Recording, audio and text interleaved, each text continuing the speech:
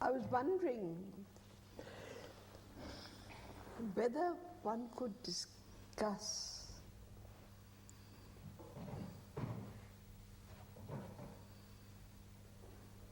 the wonder and nature of birth in the human mind. Not birth as having a baby, but a mind that is jaded, old, incapable of perception.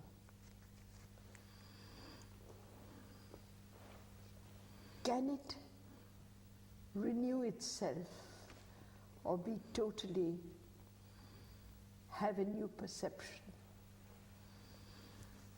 I think that is a problem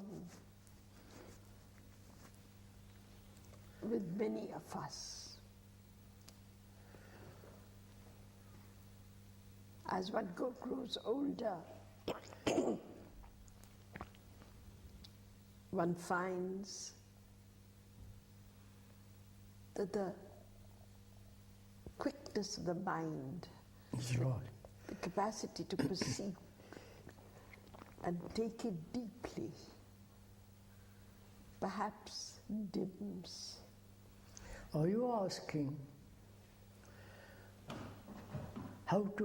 is it possible to keep the mind very young? Yes. And yet ancient? Yes. You use the word ancient. I would also like to go into the nature of what is meant by the word ancient.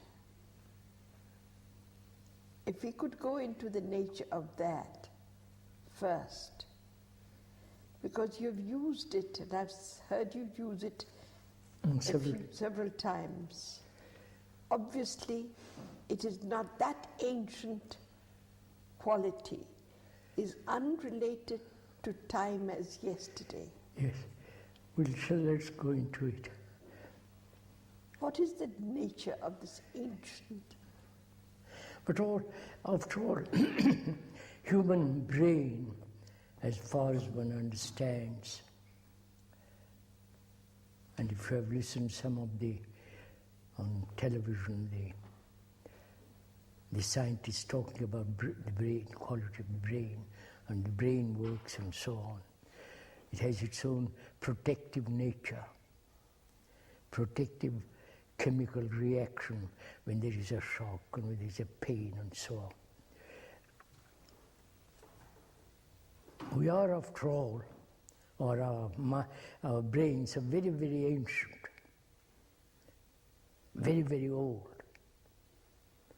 It has evolved from the ape, the human, the ape standing up and so on, till now. It has evolved through time, through tremendous experiences, acquired a great deal of knowledge, both the outward knowledge as well as inward knowledge. And so it is really very, very, very ancient. And it is not, as far as I can understand, as far as I can see, it's not a personal brain. It's not my brain and your brain. Can't be. But obviously, your brain and my brain have a different quality of the ancient in them. No, let's pick mine or yours for the by moment. making a statement. I'm just exploring the beginning, laying the few bricks. If that is granted, that we are very old, very ancient, yes, in that sense, yes, and that our brains are not individualistic brains, we may have reduced it. We may think it is individual, it's personal, it's my brain, but it can't have evolved through time as my brain. It's No, evolved. obviously. I mean, absurd. That's obvious that it's... But no, it may be obvious, but most of us think it is personal brain, it's my brain. Therefore, from that is born the whole individualistic concept. Leave that for the moment. Now, are we saying such an ancient mind, brain or mind, we'll for the moment leave the mind alone, let's look at the brain, such an ancient brain which has been so conditioned and has lost, or it may be very, very deeply embedded in the unconscious, in the deep down, that it's becoming very, very coarse, superficial, artificial, and vulgar. You follow what I mean? But an ancient mind, as you just now said, is the result of evolution in time. In time, of course. Evolution means time. In time. Now the search which has gone on for centuries Since the beginning of time, man must have asked. has been whether it is possible to free this or that, because with time also is inbuilt, with this aging, of the aging quality. Of course. Is built in with the sense of the ancient. Yes, yes. I understand that question. So, are you talking of when you say it is necessary to have an ancient mind, are you talking of a brain which has also inbuilt in it The quality of its own deterioration. of its own deterioration? Of course. Then why is that necessary? It is so. No, it is so because experience knowledge has limited it, has conditioned it, has narrowed it down. Right? The more we acquire knowledge, the more there is the limitation of itself. No, you seem to be implying two things, Krishnaji. One is the sense of the ancient as the weight of the past, which gives it a sense of being very old, because it has experienced for millions of years, and all the experience which has made it, which has conditioned it, which has narrowed it down, limited. But the ancient you're talking about, are you talking about that which it has experienced through time? We'll go into that for the moment. First, let us see how ancient it is in the normal sense of that word, and how it has, in its own million years of experience, has limited itself. Therefore, there is the quality of its deterioration.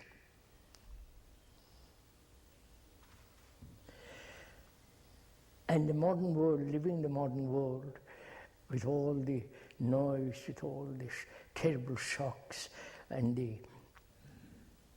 agonies of war and so on, has made it still more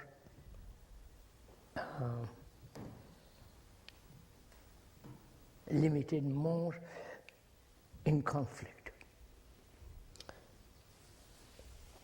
Because in its the very limitation brings its own conflict.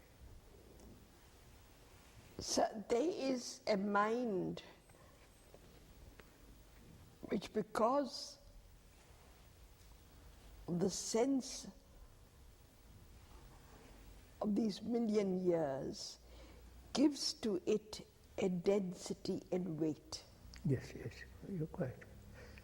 Then there's a mind which is brittle. Which is? Brittle. Yes. No, are you which saying? is easily corroded. No, let's go.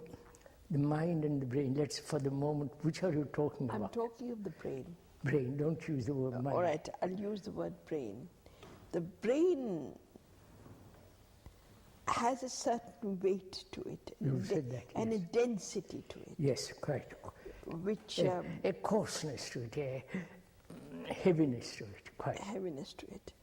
Now, is that what you mean by the ancient? What? Is that what you mean by the ancient? Not quite.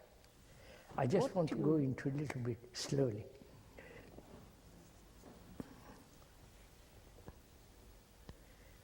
If we admit that the brain is, by its own evolution, has conditioned itself, and therefore it has the inherent quality of its own destruction. Yes. And whether that quality can ever be stopped in the sense of its deterioration. Can the brain cells renew themselves in spite of its conditioning? You follow what I'm saying? Yes. In spite of its agonies, failures, miseries, all the complex modern world in which we live. Whether that brain can renew itself so as to achieve its originality, not originality in the sense of individuality, but its originality in its origin. Would you say that a baby, the brain cells of the baby are original in that sense? No, of course not. Of course not. So what is meant by an originality of the brain cell?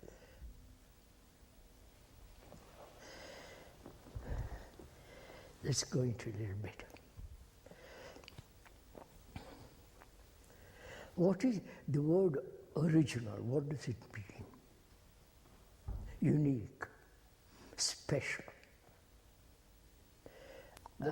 No, it has a quality of for the first time. Yes, pristine quality. Yes.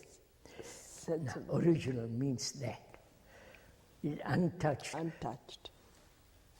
Uncontaminated by knowledge. Yes. Can it, that's the question, can such a brain which has been conditioned for 1 million or 2 million years reach that, or wipe away its conditioning and reach that quality of the pristine freshness of a brain? I don't know if it may be a wrong question altogether. But it is, I think scientifically, they would say that the brain cells are dying all the time. All the time. Therefore, the number of brain cells available or renewing it, and also renewing itself. The apparently certain cells die and certain cells are reborn. It's not dying all the time so the brain goes to pieces, dies. No, but the very fact of aging is that the renewal does not keep in. Yes, that's it. Yes, but that's the whole point, isn't it, really? Is it possible for a brain that has been conditioned, and therefore, as you put it, the built-in quality of its own deterioration, can that quality stop, end, disappear? Yes. That is, can the brain keep young? Young in the sense, yes, brain fresh, alive, Yes, has a quality of its originality. yes. How would you Proceed from there. proceed from there? I think we have to go into the question, what is consciousness? Right? So that's part of our brain, part of our whole being, which is our consciousness. Right? What is consciousness? Not only the being conscious of things, outwardly and inwardly, but the whole content of consciousness. Because without the content there is no consciousness, as we know it. So, can the content which makes up this consciousness, can that content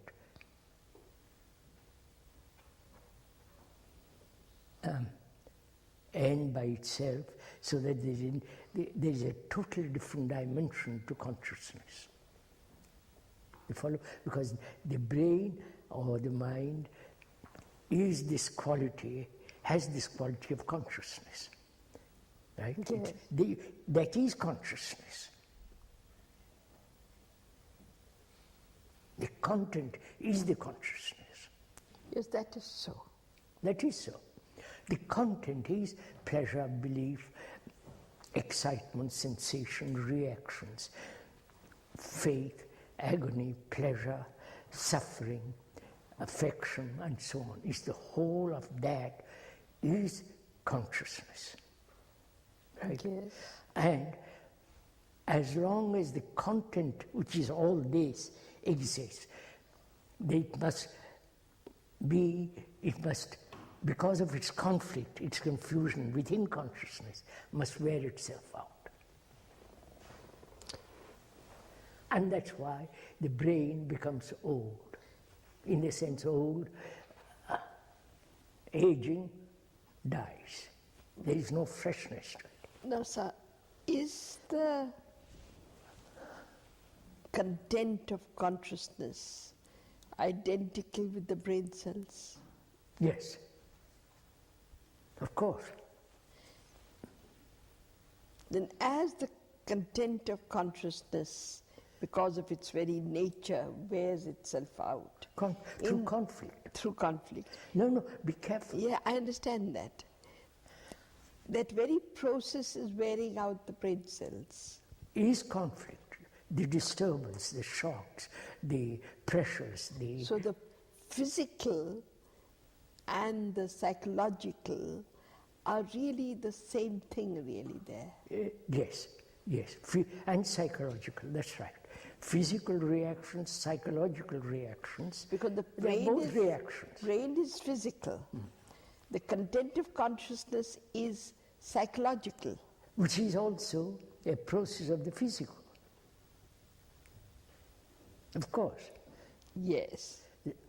Yes. So it is psychological as well as the physical, with all their reactions, bring about the thought of pain, the thought of agony, the thought of pleasure, the thought of achievement, ambition, and so on, so on. And belief, faith is all this. Creates disturbance. Yes. And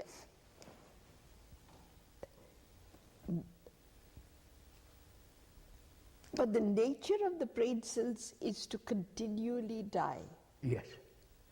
They carry on. The tradition carries on. It's inbuilt. That also is inbuilt. Of course, there.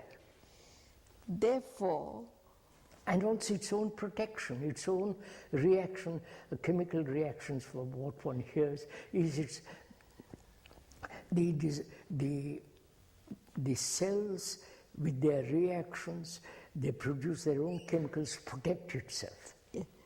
But so is time inbuilt. Of course, after all, that's product of time. Yeah. Time is inbuilt in the brain cells.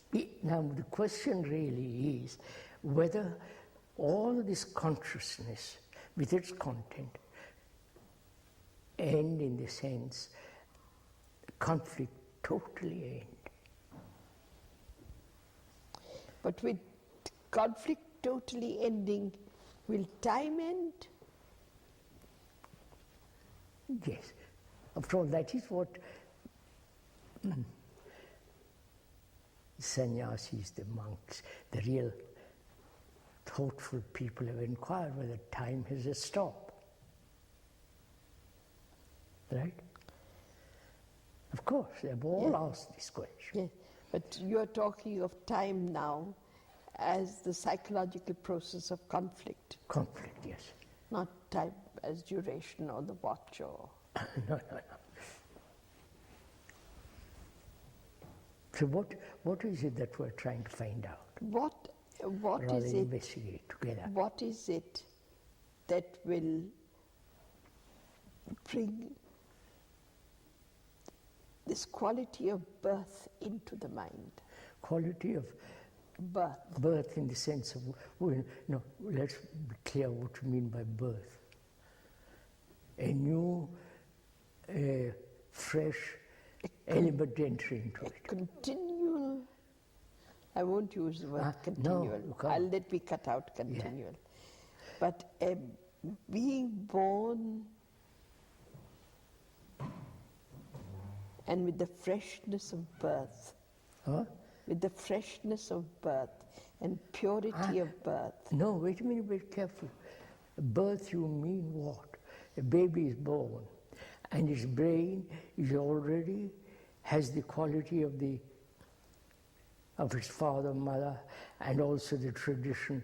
It's being gradually bring all that out. But birth also has that quality of the new. Birth is, it was not, and it is. You are using birth in the sense, just let me clear, the old being born, the ancient mind, the ancient brain, which is neither yours nor mine, it's the universal brain, is reborn in a baby. It's reborn in a baby. And the baby, as it matures, the brain is the common brain. But what is reborn in a mind That's what we want. which is free? Yes. Is it the ancient reborn? No, let's be clear, probably. First, is it possible to be free of this conditioning of the brain, which has brought about its own decay, and whether that consciousness can totally end all its conflict? Then out of that comes the new birth.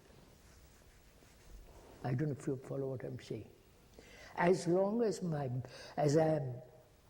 brain, my hay fever, as long as one's brain, that is one's consciousness, is in conflict, there can be no new element entering into it. That's obvious. Would you grant that? Not verbally, but see the fact that as long as I'm fighting, struggling to become something. I think one sees that. All right. Now, if one sees that not merely verbally, but actually inwardly sees it, then the question arises whether it's possible to end it.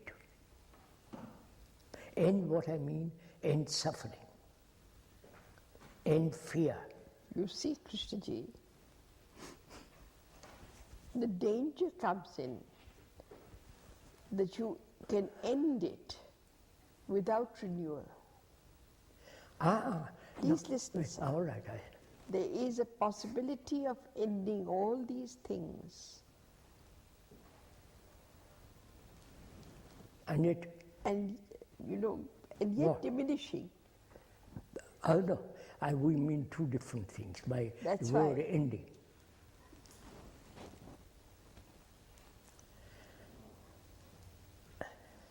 Ending what? Ending that which is. Ending that which is. Which is my consciousness. All the thoughts that I have had, all the complexities that have been accumulated through time, the ending of that. So we'll have to be clear what you mean by ending. Either you end it by deliberate act of will, or deliberate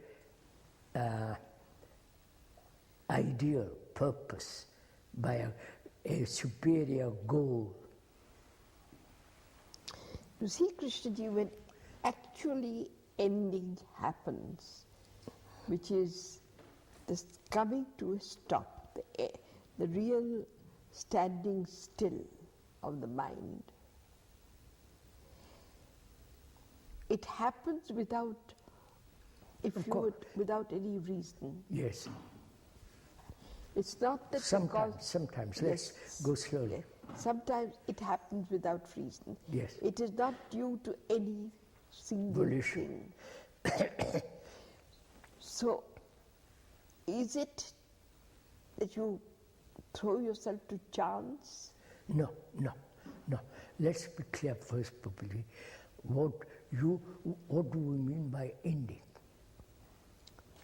Is the ending, does the ending create its own opposite? No, because... Be careful, let me know. No, We sir. generally mean that. I end this in order to get that. No, I'm not talking of that ending. So, I mean by ending the total perception of that which is, total perception of my consciousness. The complete perception of that consciousness, which is insight. That insight has not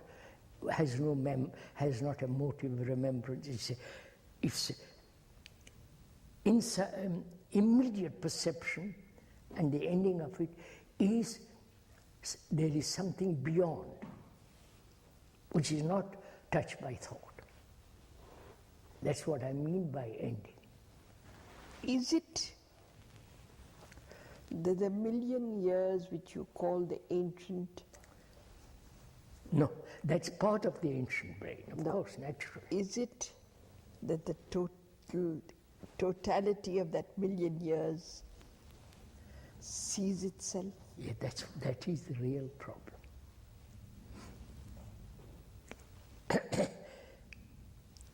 Look, Pupul, let's make it a little more simple or a little more definite. We do say, don't we, see the point that our consciousness has been cultivated through time, right? Yes, that's it. Just me, don't. And any reaction to the ending of that is furthering another series of reactions. Which is, if I desire to end it, then that very desire creates another object to be gained. Yes. Now, so is there a possibility of perceiving without the movement of the future? You understand what I mean?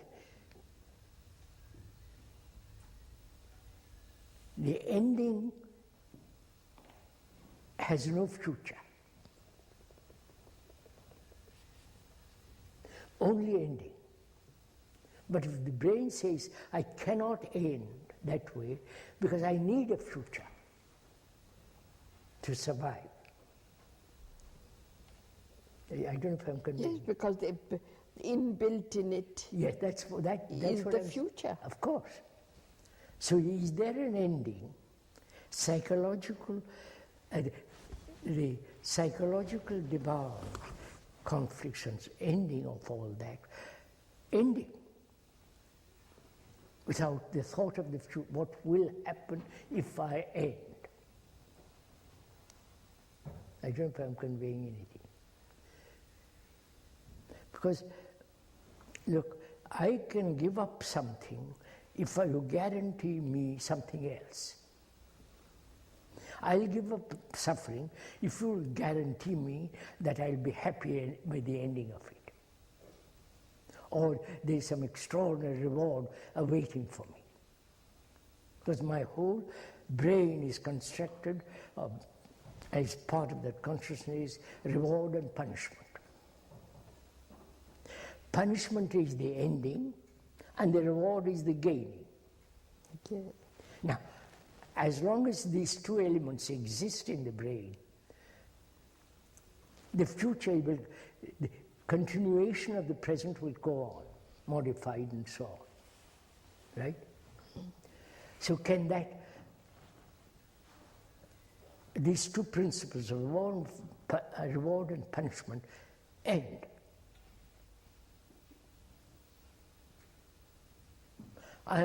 When suffering ends, the brain is not seeking a future existence in paradise.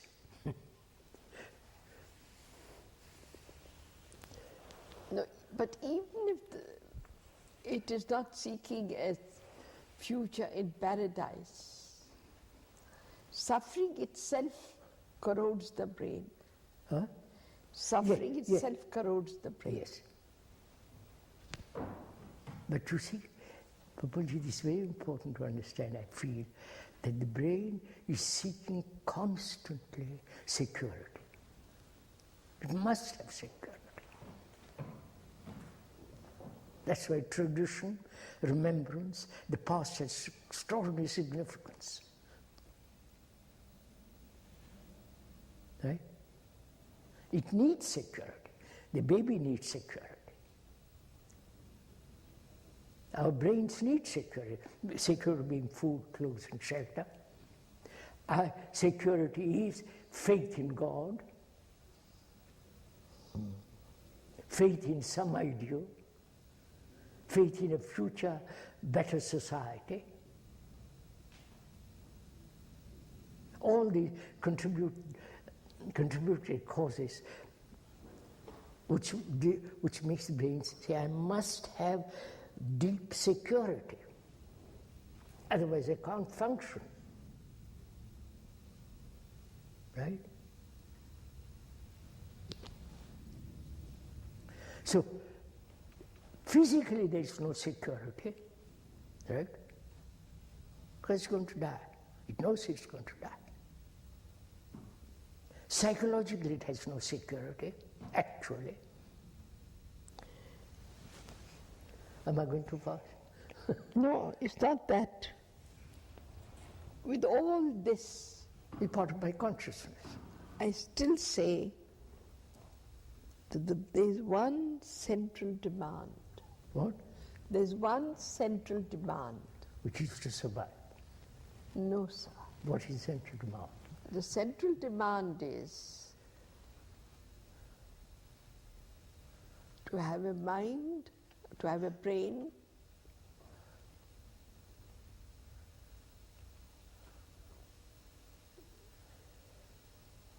which gives the flavor of a new now, existence. wait, who demands it? Just a minute, who actually wants such a brain? Not the vast majority of people. No, but they say, please state things as we are they not talking about the vast. No, so I am discussing with you, or X was discussing, and we are discussing. Let's be clear.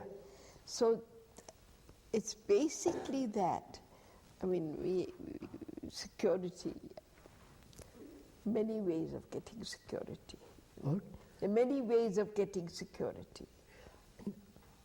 I question whether there is security in the sense we want security.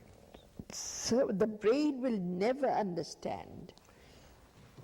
Oh, yes, The brain will never understand. Oh, yes, because inbuilt in its very... no, but that's why I'm saying perception is important. Perception of what? Perception of actually what is first. Yes. So Move from there slowly. Perception of what is includes the creative things it has done, the stupid things it has done, what it considers worthwhile, what it considers not worthwhile. So the perception of all these and the ending of all this. No, just a minute. Be careful, Pupul. Let's go slowly, if you don't mind. Perception of what is actually going on, right? Both physically, outwardly, and inwardly. What is going on around me, and psychologically, inwardly, what is happening. That's what is. Yes. Now, the question is, can what is be transformed? Right? Which is my consciousness. Which is part of the brain.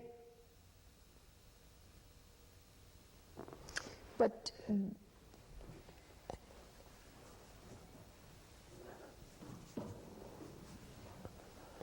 an emptying of that consciousness. That's the whole part. Yeah. An emptying of that consciousness. By you asking that question, is that possible? You understand? Is it possible to empty or to wipe away the whole of the past?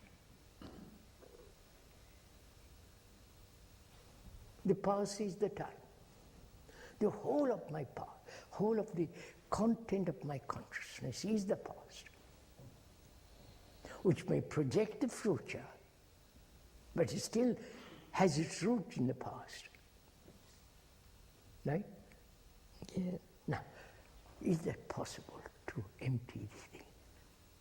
Really, this is a tremendous question, not just ideological or intellectual question. It is it physical, is it psychologically possible not to have the burden of 1,000 yesterdays?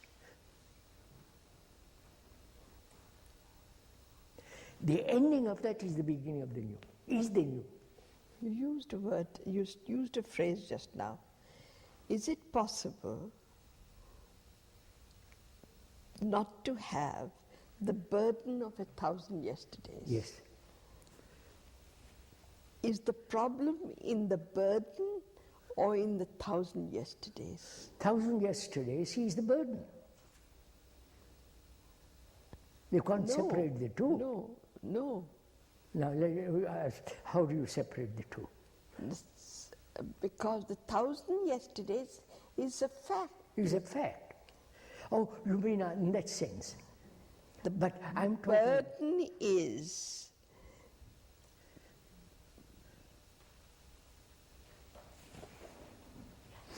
when I have given the special content to many of these experiences which I have had. Of course. But the 1,000 yesterdays are... 1,000 yesterday. No, just a minute.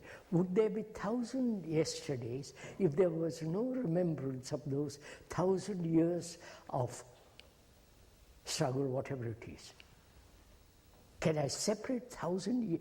I can separate by the calendar. Yes, you can, sir.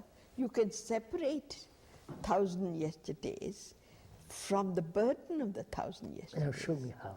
Let's be clear first what we mean. When we say 1,000 yesterdays, by the encyclopedia or by a book or by a calendar, I can say Egypt was 4,000. No, but let us take one's own life. Yes, one's own life, which is 40, 50, or 80, whatever 90, it whatever it is. Which is now. Or 20. You can separate the 1,000 yesterdays of one's own life from the pain, sorrow, burden, all that which is the burden of the 1,000 yesterdays. Yes. So you can cut away the What? the pain and the sorrow and the... Can you? Why not? Cut away? What do you mean cut away? Perceive.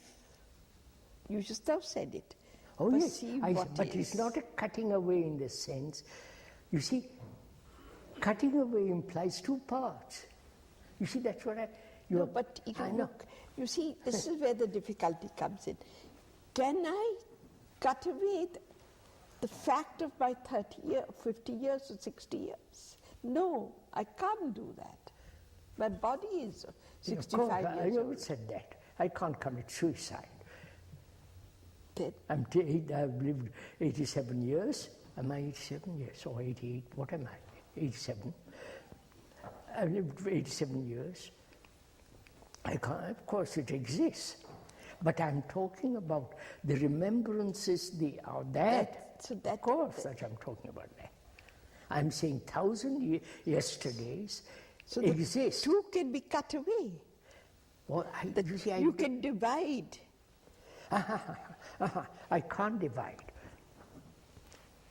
My body has not existed for 1,000 yesterdays. I mean 1,000 yesterdays in the sense. You're talking of the ancient mind Yes. of man. Man, I can't cut it away. This whole brain and all the material processes of the organism is part of Then that. what do I do with the ancient mind? With That's- the ancient mind, not, you see, sir, one has understood what one has to do with the superficial yesterdays, with the burden of the superficial yesterdays. You know what that means? Have I really wiped or ended 1,000 yesterdays with all its superficialities, its pettiness, its narrowness, its brutality, its cruelty, its ambition, and so on, which are all superficial? Yes. Can I wipe all that away? Can that all end? I can say, I can cut away. But who is the knife, and which is the knife, which is the entity that's cutting it? It's part of that. No, but I'm not cutting away one thing. I'm cutting away the whole thing. You see, this is, if I were to discriminate and I'll say I will cut away this and not this. That's too silly. But when I say I'm cutting away the whole burden. Now wait a minute, Pupul, I understand. If I may say, I cutting away. No, I'm not worried, cut away the that's I. all. Yes. Let's be clear on that. Let's remove the I. Yeah. You see, I do object, if you don't mind, cutting away doesn't mean. See, when you cut something, there are two parts. Yes, what I'm trying to get at is that, see, this is where a lot of confusion takes place. I know, verbal confusion takes place. Because Semantic. you cannot cut away the 87 years or the 65 years, 66 years. Of course not. You are not 87. I'm 66. But you can cut away, that word is wrong. Don't use that word. You're using the word, the seeing of what is.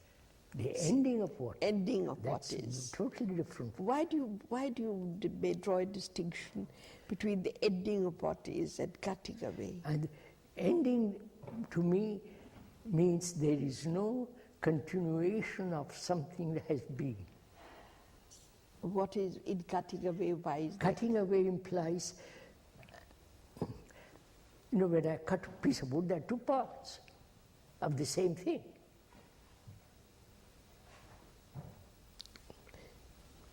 Well, I think it's a semantic thing. I think we are just semantic. getting...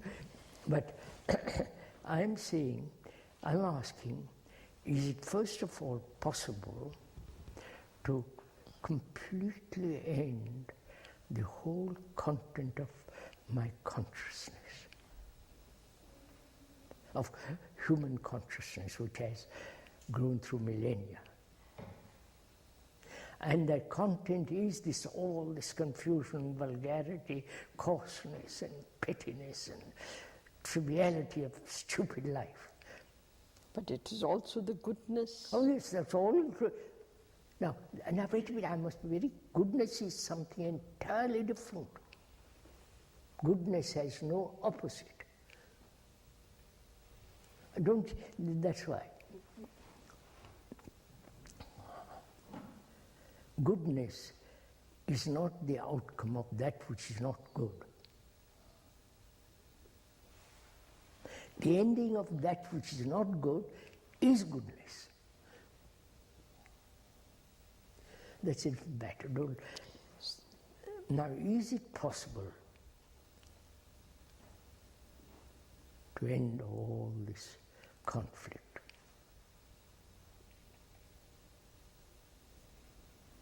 If there is no ending to conflict, this conflict will be modified. No, there is an ending to conflict. Why do you say that?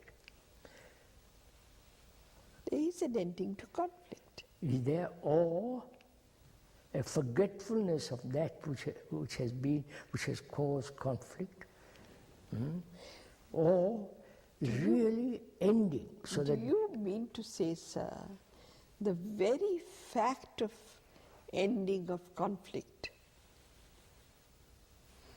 is the birth of the new? Yes.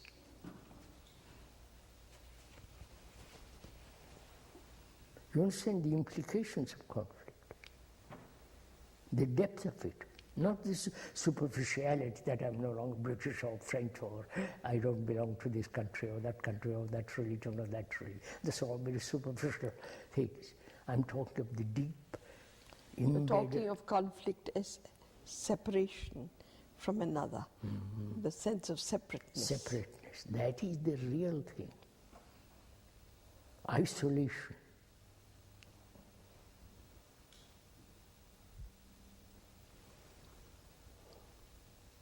Which inevitably breeds conflict.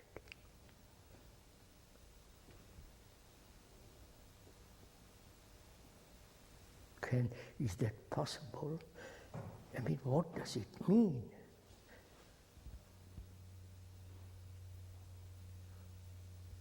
So the brain is, there is no conflict. There may be, now wait a minute, the problems may arise, you follow? But that those problems are dealt with immediately ended. Problem means conflict. Why should problems arise? The word, common usage according to dictionary, is something. A problem is something thrown at you, which is a challenge. Problem means that. Something you have to face. Yeah. We resolve the problem intellectually or physically and so on, which is still creating further problems, like the politicians, what they are doing. You conquer, and the results of that conquering is some other factors, which brings another series of problems. You keep this problem going all the time. I'm saying there is no problem.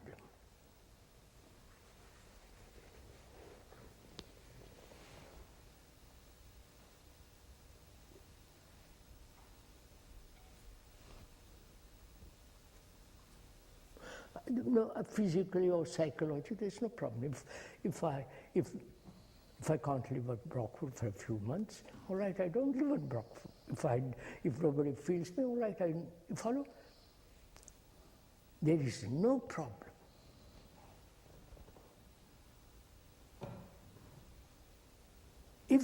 if a new thing arises, either my brain is incapable of solving it, and therefore it becomes a problem.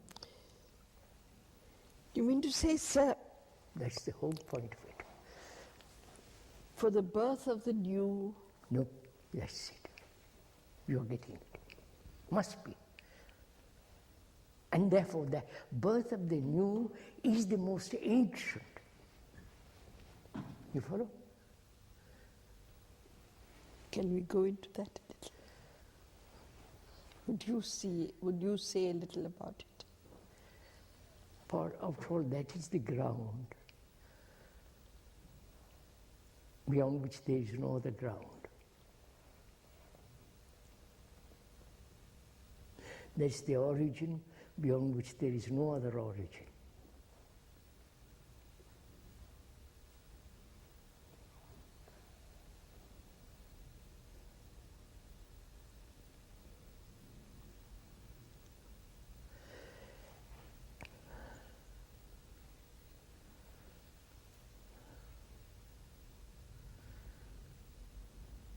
See, Pupulji, this is really a problem, not a problem, this is really a question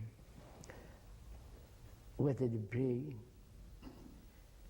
can ever be free from its own bondage.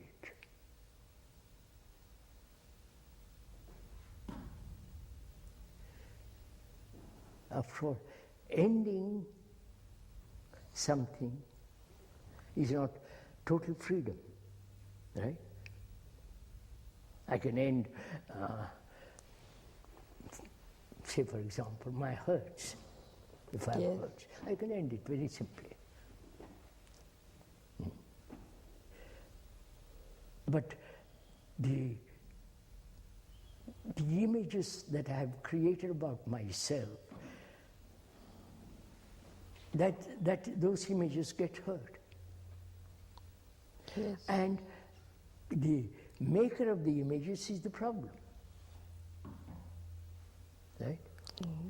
So it leads more and more something else, which is to live a life without a single image.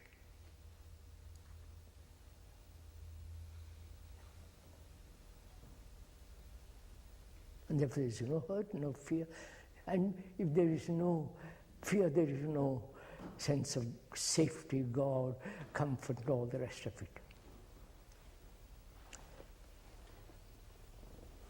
Now, would you say the most ancient of which I won't even say that, which is the origin of all life, must be ancient of ancient, beyond all thought of old or new. That is the origin of all life. When the mind, which includes the brain, when that mind reaches that point of that ground which is totally original, new, uncontaminated, is that possible? Meditation has been one of the means to reach it. Silence the mind has been the ways that one hopes will bring about that coming to it. See, we're all making efforts to come to it. That's what I'm saying. It requires no effort. And the very word effort means conflict.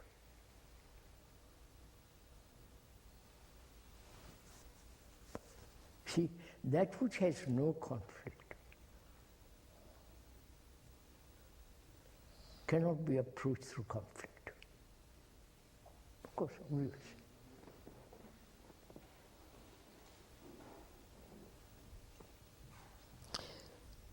In a sense, does it really mean that there is no partial approach at all in your teaching? Impossible. How can there be? If I approach it through various paths which the Hindus have said, Karma Yoga and all the rest of it, it's just partial. You can't approach it. Then what do you see? You're back That is there. the real problem.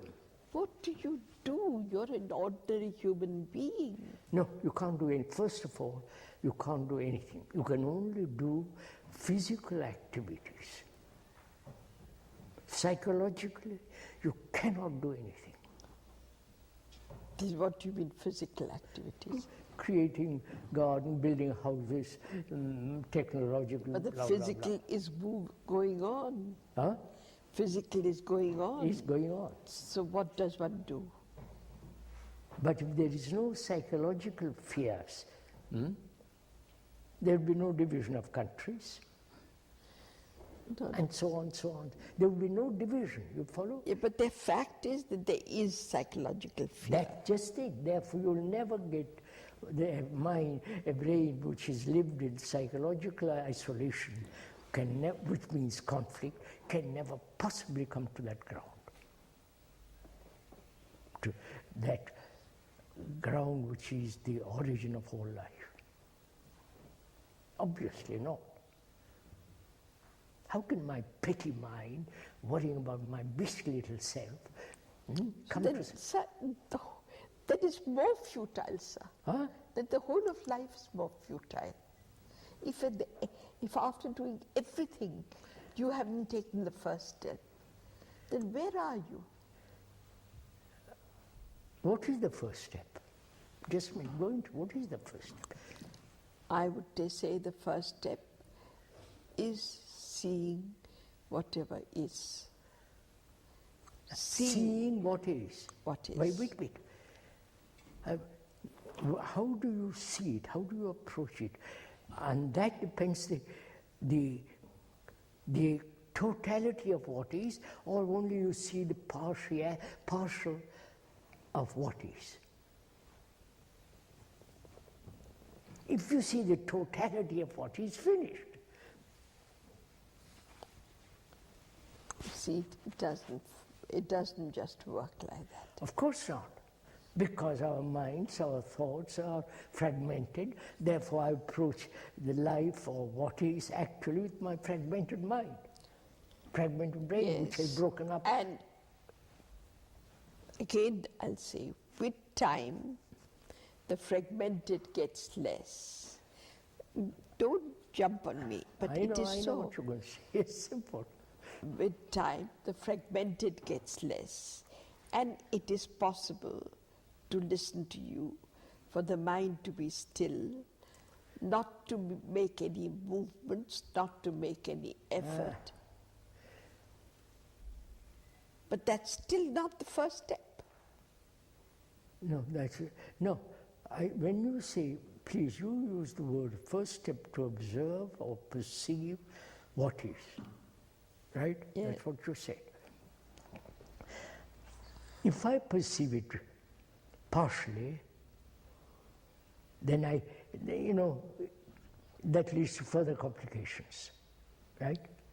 Partial perception creates partial problems, right? Now, is it possible to see the whole complex of what is? To see the whole and not the fragment. That means, wait a minute, that means I have to see if I lead a life fragmented, a life of fragmentation.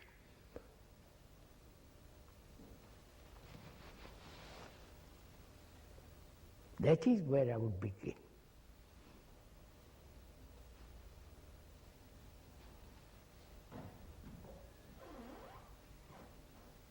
Because if I approach life, which is my consciousness, which is the way of thought, feeling, actions and all that, If I approach it fragmentarily, then I'm lost. That's what's happening in the world. They're totally lost. Those people who govern us, those people who tell us what's right, what's wrong, all the rest of it.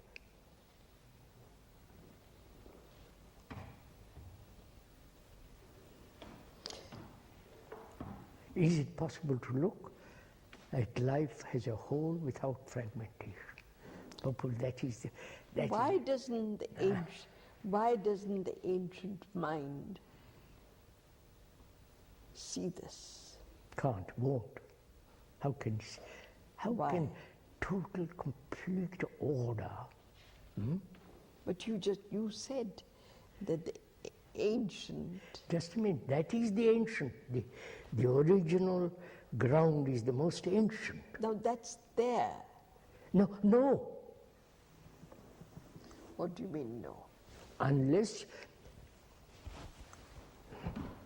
it is there as an idea, which is what all people have maintained. God is there. They're just an idea, a concept, a projection of our own desire to be comfortable, to be happy, to be all the rest of it.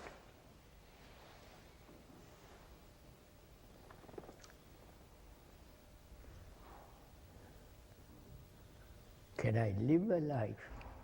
Can a human being live a life in which there is no fragmentary action?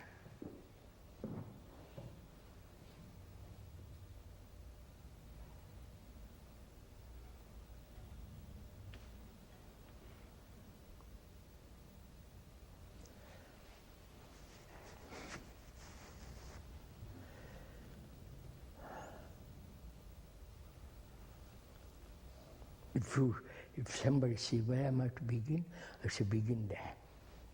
Find out for yourself if you lead a fragmentary life. You know what fragmentary life is? Saying one thing and doing another. The whole fragmented way of living, which is isolation. And therefore I have no relationship with my wife or with other rest of humanity.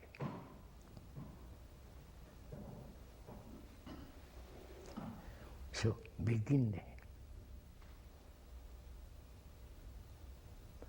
You know what that means? What tremendous inquiry you have to make to find out.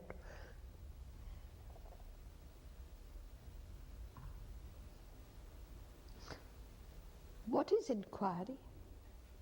Observation. To observe very clearly, without any bias, without any direction, without any how my life is fragmented. Just to observe it. Not say I'm fragmented, therefore I must be whole. The idea of becoming whole is another fragmentation.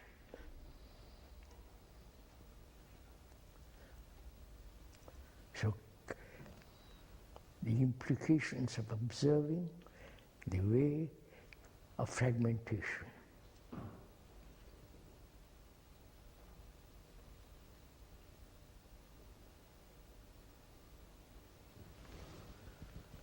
Which means thought itself is a fragment, right?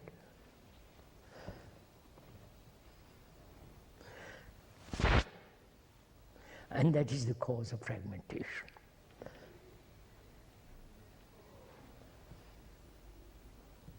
I am becoming something different from you.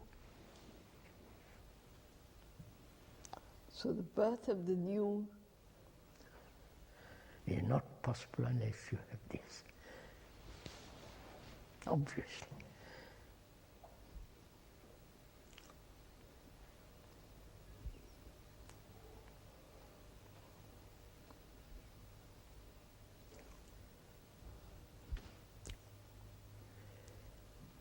Stop.